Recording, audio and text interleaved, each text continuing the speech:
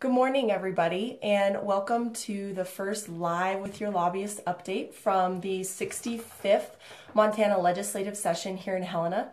My name is Chelsea Cargill, and this is our first attempt at utilizing Facebook Live to bring you updates straight from the Capitol. So we hope that this is something that's a useful resource for our members and other folks who follow us on Facebook to get information and important updates from the legislative session. So we're at the end of the very first week of the legislative session here in Helena, and it's been a relatively slow week. A lot of the legislators spent a lot of time early in the week going through a variety of training opportunities. They were sworn in. And so from the perspective of committee hearings and bills being heard, it's been a pretty quiet week. Farm Bureau only had 3 bills that we worked on throughout the week, which made for a pretty easy pace for us to keep. That won't last forever, and I know that it'll probably be a very different story here in a few weeks as we're providing you those updates. But I wanted to take a few moments here to tell you a little bit about those bills and share some of the details. So the first piece of legislation that we worked on this week was Senate Bill 28, which is being sponsored and carried by Senator Vincent. This bill is actually a bill that came out of the Water Policy Interim Committee, which is a committee of legislators that are appointed to work on Montana water policy issues in between sessions. So at the conclusion of the 2015 session, the House and the Senate appointed members of both chambers, to the WIPIC committee, and they meet throughout the interim to discuss a variety of different water policy issues. And Senate Bill 28 is what we would call a committee bill because it is one of the topics that came back as a result of the WIPIC meetings in the interim. And what Senate Bill 28 does is allows water users in Montana to appeal certain decisions made by DNRC directly to the Montana Water Court. Now, currently in Montana, if you are applying for a water right permit or you are making a change to a current permit, there's a process that you go through at DNRC. And DNRC, the Montana Department of Natural Resources, will complete the process and then pass down a decision. Now, if for some reason you aren't happy with that decision, or perhaps someone has objected to your application for a change in a water right or your application for a new water right permit, you have the ability to appeal the DNRC's decision. Under current Montana law, that decision gets appealed directly to your nearest district court, and that is where the appeal is handled. And Farm Bureau supports this bill because we feel that the water court has a lot of necessary expertise to handle these specific issues as they relate to Montana water law, and that oftentimes they're better suited to expeditiously handle those issues, get water rights users their answers, and be done with the appeal process. And in fact, the hearing was on Wednesday, I guess, and during the hearing, the sponsor of the bill, Senator Vincent, referenced a survey that was conducted by the Montana Supreme Court in which over 90% of district judges in the state of Montana would like to have the ability to refer these water appeal issues directly to the water courts because they, for one, may not have any water law experience or expertise, or two, perhaps their caseload is such that they'd rather be able to refer it to experts and allow them to deal with it. So Senate Bill 28 would make that change in state law and would allow for those people who wish to appeal a Department of Natural Resources decision to have the choice to appeal it to the district court, or if necessary and if they would like, they have the choice to appeal it directly to the Montana Water Court.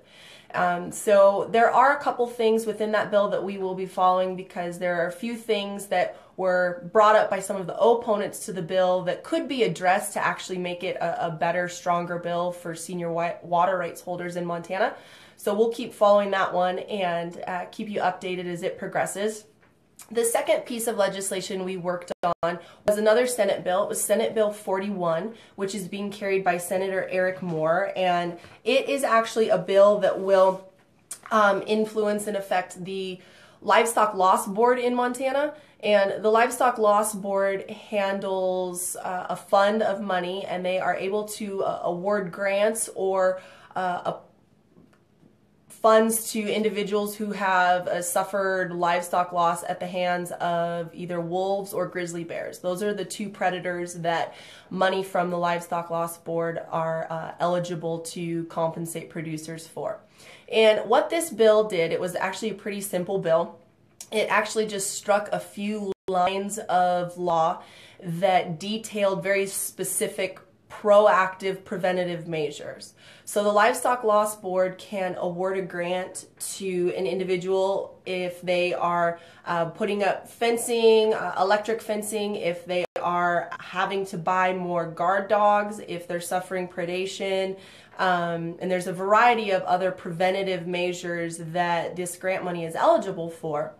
But what was happening is it wasn't really clear about who and where this grant money should be spent on. The Livestock Loss Board's emphasis is on preventing or mitigating predation in Montana. And so it only makes sense that those funds should be spent in areas where we know there is the heaviest predation to livestock, or the most likely chance for predation to occur. And so by removing these lines from state law, all it does is give the Livestock Loss Board a little bit more discretion in their grant awarding process to really hone in on where essentially they'll get the most bang for their buck and where these funds are most needed. And so that's what was in Senate Bill 41. Lastly today, just a quick update for you. We are following a bill that was heard in the House Agriculture Committee yesterday. It's House Bill 126, and it is the Department of Agriculture's bill amending and revising portions of the Montana Pesticides Act. And it's a relatively big bill, and after yesterday's hearing it became very clear that there's going to be a lot of amendments made to this bill. And so Farm Bureau is following it because it does impact private applicator licenses for pesticide application. Most private applicator licenses are people who are farmers or ranchers and may have a noxious weed control program on their own property, and they will go get licensed in order to make sure that they are properly handling the pesticide, applying it properly, etc. And so we really are following what happens, or if there are any changes to the private applicator certification throughout the process of this bill going through the legislature. And secondly, we're following it because there is some revisions to the statute that requires liability insurance for some commercial applicators. So we're following those two portions of the bill pretty quickly, but like I said, that one's going to be amended pretty heavily, I think, before it comes out of committee. So I don't predict that it's going to be a bill that moves all that rapidly, so we'll keep you up to date on that as it progresses. And that's it for this week. Those were the only 3 bills we worked on. Next week is already shaping up to be a little bit busier, and I know that it will just continue to get busier and busier from there. In addition to being here and lobbying on Farm Bureau policy issues, we also try to get as many of our Farm Bureau members to the Capitol and provide opportunities for them as well to engage in learning opportunities and to meet with their elected officials. So please stay tuned for a lot of information regarding our Calling on the Capitol events. The first one coming up is going to be January 24th and 25th here in Helena, and that's the Young Farmer and Rancher Calling on the Capitol. You should probably be seeing some registration information available on Facebook here very soon, and you will be able to register online at our website, which is www.mfbf.org. That's a great opportunity for young people in agriculture who may not be all that familiar with the legislative process and how issues become law in Montana, to get exposed to the process, to meet with your legislators, to take in committee hearings, to meet with different department heads, whether it be the Department of Livestock, Department of Fish, Wildlife, and Parks.